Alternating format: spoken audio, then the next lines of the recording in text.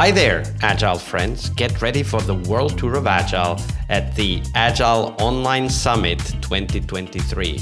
You can join us from October 24th to 26th for a global showcase of cutting-edge Agile practices and insights.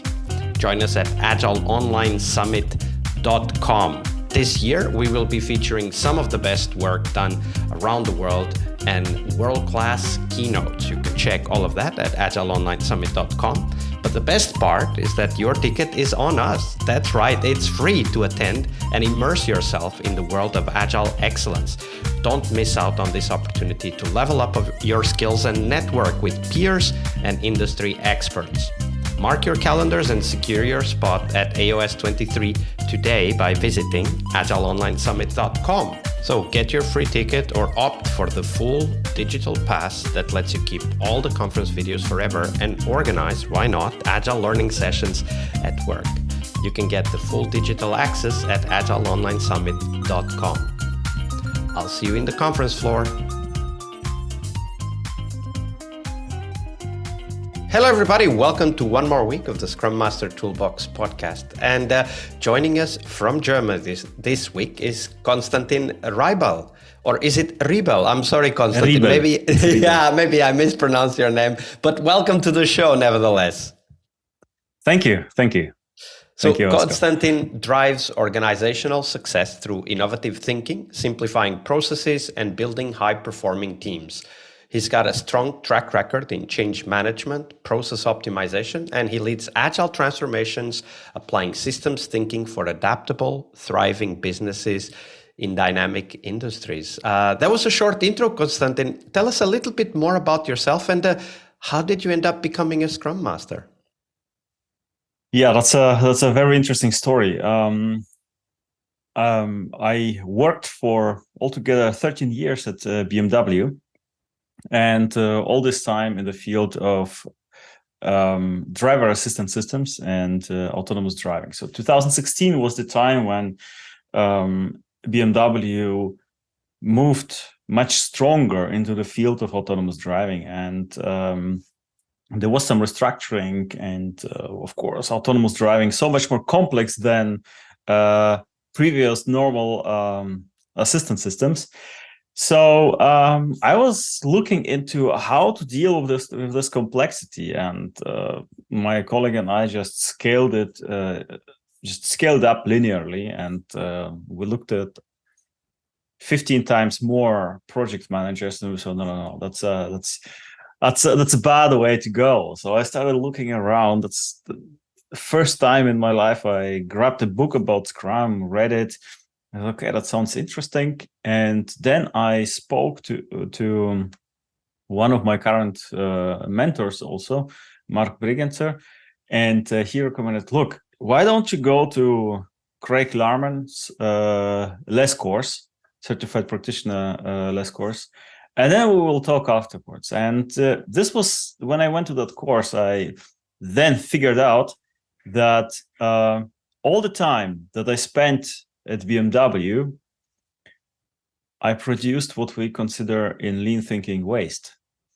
And that was really, really devastating for me to learn. That's a realization for sure. That's a realization, yeah, for sure for that. And yeah, after that, I engaged a lot at BMW in the change management process. In the change that we did there. And 2017, I also became a Scrum Master there for the first time. And I got my first team and started working from there. Absolutely. And that's quite a challenge to work as a Scrum Master in what was at that time, I'm guessing, from what you said, a transition from traditional plan-driven software development into agile software development. Was that how it was? Yeah, definitely. Especially the difficulty was also in this rise of complexity in the product. That was also a huge absolutely. And typically, rising complexity in software also means more people involved, more different parts of the organization that need to be part of it, and so on. And I don't know if the next story you're going to tell is about that, but of course today is Monday here on the podcast, so we'll discuss the fail story, because we like to dive into those so that we learn, right? So that we get insights, and we get from you some insights we can apply before we make the same mistakes, hopefully. That's the idea. So, Konstantin, tell us a little bit more about that story. Tell us a story of a moment where you, as a Scrum Master, you did your best, but at that time, as it so often happens for us, the best just wasn't good enough. So tell us the story first. We'll dive into the insights and learnings later, but tell us that story. I must say this. There are different perspectives on this question.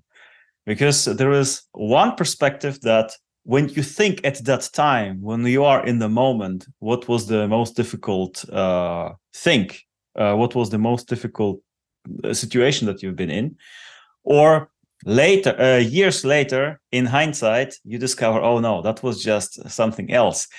The real problem back then, the real difficulty was this, I just didn't see it. And I would like to answer from both sides, maybe. So one that I experienced as a very, very difficult situation for me back then. At the time was also, it was still at BMW, and we hired many external consultants to help us with the transition. And I was the one dealing with all of this, with engaging those consultants, discussing with them who is going to do what, and so on. And then everything was going so well that I got into this habit, I would say, that everything is going so well, I don't need to worry about that. Until then, one day came where it was 2019. And it was a first sign of financial difficulties for the company. And one of the things that I was told is I have to stop the engagement immediately, like right now. So I went. And was that, I guess, is with several or even many consultants that were helping the teams, right? Yes. And I had to go to all of them and ask them to leave the building, take their badges so that they cannot enter back, and end the engagements like immediately, that second. And this was a very difficult time for me at that moment. Not well. But the time helps in that regard. But then, years later, in hindsight, when I look at the situations, what was actually there? What was so difficult? And today I see one very difficult part that most teams, really the most teams I meet, the one problem they have is they do not know, and no one taught them how to get to a consensus as a team and how to make decisions. So what I see is that many teams are wasting a lot of time because they don't know how to decide. Can you give us an example of what that wasting time looks like in practice? Yes, definitely. Teams discuss a lot because they think they need to agree. They need to they need everyone to be on the same page and to agree on a way forward. So they have a problem, they need a solution for that. So they are figuring out how to solve it. And then they are talking. So the worst case scenario that I have seen, a team talking 2 days.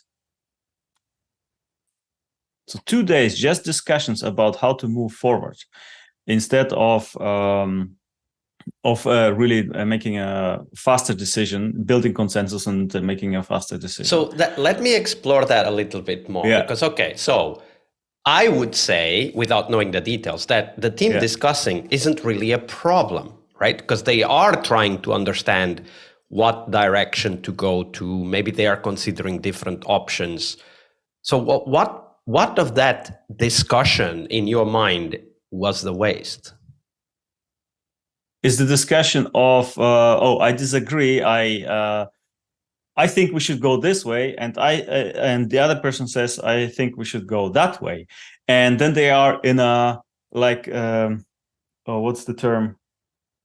They're in a locked position, and no one moves a step aside. Also, they are not negotiating; they are just trying to convince each other. Yes, exactly, and that's like really wasteful. It's a toxic situation, and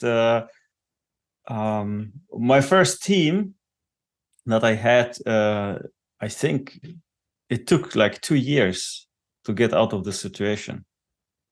And it's not because of them, it's because of also like me. I was like a naive junior Scrum Master at that time. And I didn't know better. I didn't know how to. So what did you do them. different over time? Like, what did you realize that actually helped the team move from that, locked position, as you called it, into a more, let's call it, bias towards action, perhaps, attitude? Yeah. So first of all, we had to agree that it's not necessary for everyone to agree in the team, but it's very important to disagree and commit.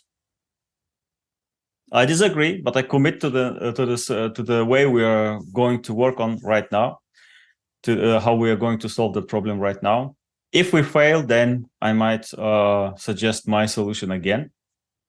But I will commit, right? That's like first of all that we had to build the ground on that disagree and commit. And the second of all.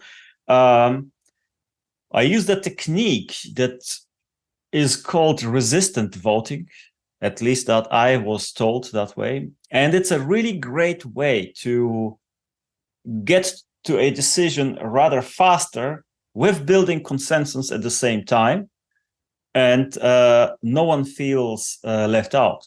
So as in physics or electronics, you have a resistor, right? And the lower the resistance, the better the current flows. And the same way you do this kind of resistance voting with a team. So you have a proposal, and for every team member, you have a column, and they are allowed to vote between 0 and 10. 0, I have no resistance. 10, I have a high resistance. And for each option that you vote on, so they have to give a number from 0 to 10 for each option. And you can see if someone votes a 10. A 10 means a veto. So that's if someone votes a 10 on one option, that's a no-go. So you then discuss if you can change the option, and then you revote, then it might change. But then you simply calculate you sum up the resistance for every option, and the option with the least resistance wins. And that is so simple, yet so clear that we don't all need to even fully agree with something. We just need not to veto, right? Yes, and when we are in those locked positions that you were referring to a minute ago, any vote is a veto except for the vote for, right? Like, and it's very important to understand, like what you call the resistance voting, that there are different levels of acceptance. Yeah. And if everybody accepts to some extent the solution, even though they might not think it's the best solution. And for engineers, that is sometimes a bit cringy, right? To accept a non-optimal solution. But if everybody agrees that, yeah, this could work, it's not my preferred solution, but it could work, that's an excellent way forward. And I can totally see how that can take people off of these locked positions or conflict, antagonism, and move towards, hey, we don't need to have the perfect solution as long as we all think this is a viable solution. Yes, exactly. That was a great story and a very practical solution. Thank you for sharing that, Konstantin. Welcome. You're welcome. Monday is about what we learned from our obstacles and our failures. But tomorrow is Team Tuesday here on the Scrum Master Toolbox podcast. We explore teams and their journeys, the habits they develop that threaten their performance, how each of our guests helped their teams evolve, and the one key lesson they learned from that experience. We really hope you liked our show. And if you did, why not rate this podcast on Stitcher or iTunes? Share this podcast and let other Scrum Masters know about this valuable resource for their work. Remember that sharing is caring.